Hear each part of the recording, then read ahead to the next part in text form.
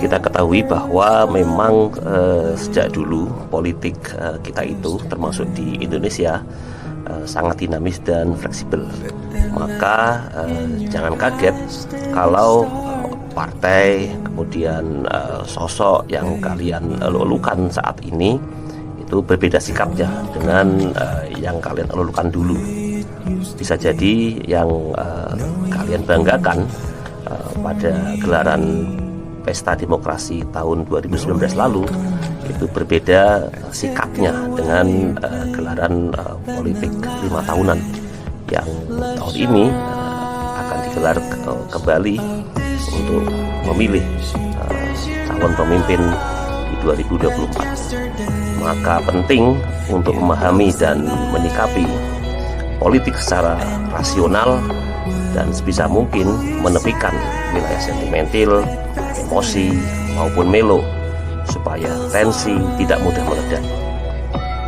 Cobalah dipetani sedikit dinamika kekuatan politik Pilpres saat ini, lalu bandingkan dengan peta 2019.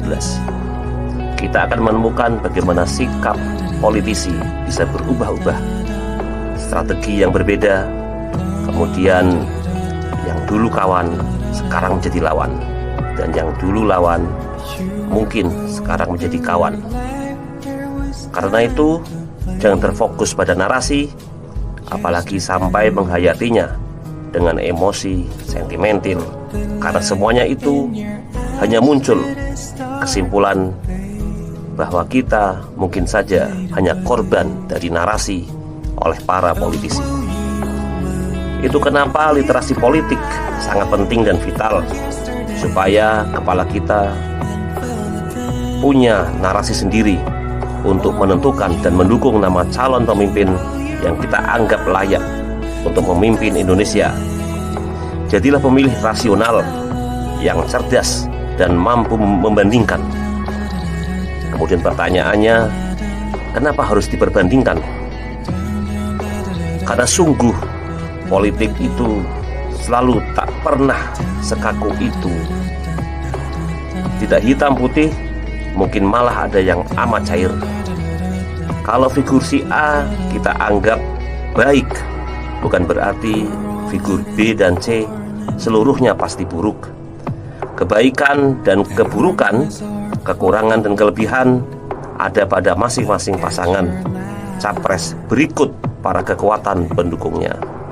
Nah, kalau kita bisa memahami ini, maka kita tinggal membandingkan baik secara kompetitif maupun secara komparatif, bahwa di antara ketiga pasangan capres itu dengan segala kelebihan dan kekurangannya, pilihlah calon yang menurut kita memiliki keunggulan kompetitif dan komparatif itu. Meski bisa jadi proses untuk menentukan pilihan juga kerap dan tetap tak steril dari aspek sentimental, emosional, entah itu selera, passion, isu-isu yang dianggap relevan, atau latar belakang tertentu. Tetapi paling tidak kita sudah melangkah lebih baik untuk mengembalikan politik itu ke tempatnya, meminimalisir potensi konflik, kemudian meminimalkan pula dominasi pertimbangan sentimental. Karena sesungguhnya sekali aspek emosi ini mendominasi pertimbangan opsi pilihan politik kita, maka sesungguhnya beberapa efek sampingnya sulit untuk dikendalikan. Yang pertama tentu kita mudah berlarut dan terlarut serta terhanyut dalam narasi politik yang dibangun para capres, sementara kita tahu bahwa narasi itu pastinya hasil-hasil kerja para konsultan politik, artinya bukan murni diusung dari pemikiran para capres itu. Yang kedua, kalau kita sentimental, maka kita mendadak sangat sensitif. Lawan politik beserta para pendukungnya bisa saja kita anggap sebagai musuh yang tidak ada benarnya dan senantiasa salah semuanya.